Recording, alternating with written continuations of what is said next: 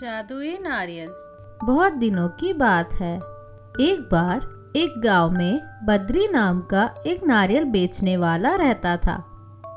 वह हर रोज सुबह जल्दी उठकर स्नान करके पूजा करता और अपने माता पिता को प्रणाम करता और अपने नारियल बेचने ठेला लेकर निकलता था। वह बहुत ईमानदार और नेक दिल का व्यक्ति था।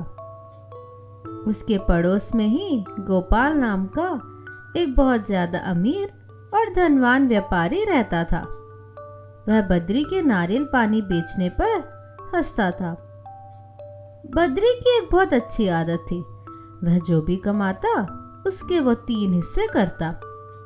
पहला हिस्सा घर में खाने पीने और जरूरतों की चीजों पर खर्च करता, दूसरा हिस्सा गरीबों के दान के लिए और तीसरा हिस्सा बचत के लिए रखता था। हर दिन वह ठेला लेकर घर से काम पर निकलता है और वह एक नई सड़क पर अपना ठेला लगाकर नारियल बेचता है। आइए भाई साहब आइए, ताजा ताजा नारियल पानी पीजिए। हमें 2 नारियल दीजिए भैया।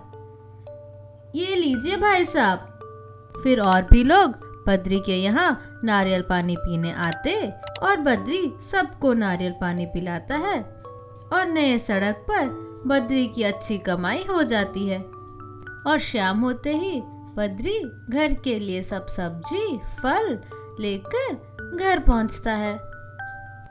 और हमेशा की तरह एक दिन बद्री अपना ठेला लगाकर एक नई सड़क पर बैठा था। एक ऋषि बद्री के ईमानदारी और नेक दिल की परीक्षा लेते हैं। तभी वह ऋषि एक बूढ़े आदमी का रूप लेते हैं और बद्री के पास जाते हैं। बेटा बद्री, मुझे प्यास लगी है, थोड़ा पानी मिलेगा क्या? बद्री तुरंत एक नारियल काटता है और बोला, ये लीजिए दादाजी, नारियल पानी पीजिए। शुक्रिया बेटा। और पिएंगे दादाजी? नहीं बेटा, तुम्हारा बहुत बहुत शुक्रिया। मैं तुम्हारे बारे में सब कुछ जानता हूँ। तुम बहुत अच्छे इंसान हो। मुझे कुछ तो नारियल दे दो। बद्री ने बिना कुछ सोचे समझे 2 नारियल देता है। ये लीजिए दादाजी। दादाजी वो 2 नारियल हाथ में लेते हैं और थोड़ी देर मुंह में कुछ पड़ा और बद्री को वह 2 नारियल वापस कर देते हैं। ये लो बेटा, ये 2 नारियल अपने पास रखो और काटते वक्त याद रखना कि जो भी ख्वाहिश तुम मांगोगे वो पूरी हो जाएगी।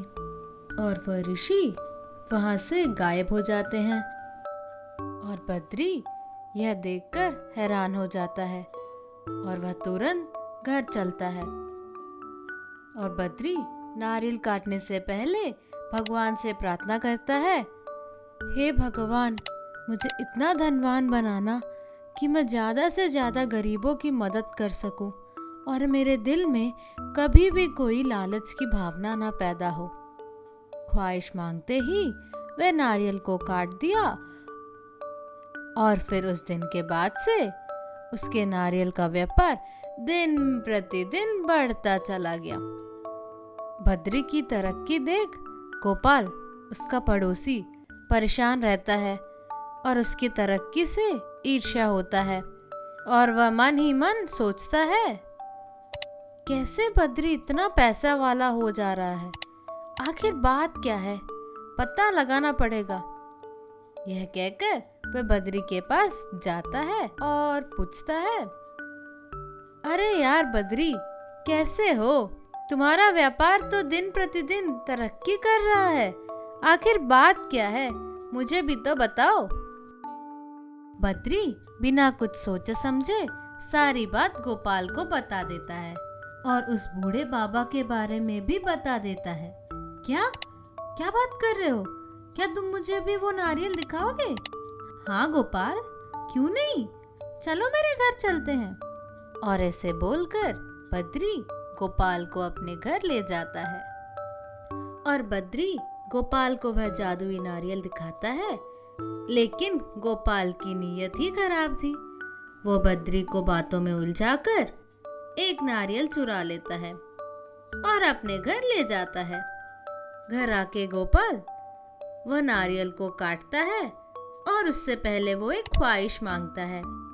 लेकिन तभी गोपाल का नौकर आ जाता है और बोलता है, मालिक जी, काम हो गया है, मैं घर जाऊं। गोपाल की एक बहुत बुरी आदत थी। उसे जब भी गुस्सा आता था वो उसको गरीब की औलाद कहकर डांटता था और बस यही गलती हो जाती है। नारियल काटते ही वो गुस्से में बिना कुछ सोचे समझे यही बोल देता है, गरीब की औलाद, जबकि उसे बोलना था अमीर बन जाऊं। गोपाल को अपनी गलती का एहसास हो गया था, लेकिन देर हो चुकी थी। धीरे धीरे वह गरीब होता गया और उसके व्यापार में दिन प्रतिदिन नुकसान होता गया और वह एक दिन थका हारा गोपाल बद्री के पास अपनी गलती स्वीकारने जाता है और बद्री के आगे हाथ जोड़कर माफी मांगने लगता है। बद्री, मुझे माफ कर दो। कोई बात नहीं गोपाल, इंसान से ही गलती होती है, लेकिन जो इंसान अपनी गलती को मान ले और उसे सुधार ले वही अच्छा इंसान होता है। और बद्री गोपाल को यह बोलकर कुछ पैसे देता है और बोलता है, ये लो गोपाल, कुछ रकम अपने पास रख लो, तुम्हें जरूरत पड़ेगी और इससे अपना व्यापार भी शुरू करना। साथ ही ये जादुई नारियल भी ले लो और अच्छी नियति से इसे काट देना और तुम्हारी सारी मुसीबत खत्म हो जाएंगे। और गोपाल जादुई नारियल हाथ में लेकर ख्वाहिश मांगता है, हे भगवान, मुझे कभी भी और लालची नहीं बनाना। और इस तरह गोपाल अपने किए हुए काम पर पछताता है। बद्री और गोपाल मिलजुल कर रहने लगते हैं और दोनों एक खुशहाल जिंदगी जीने लगते हैं। कहानी से हमें यह सीख मिलती है, लालच बुरी भला है।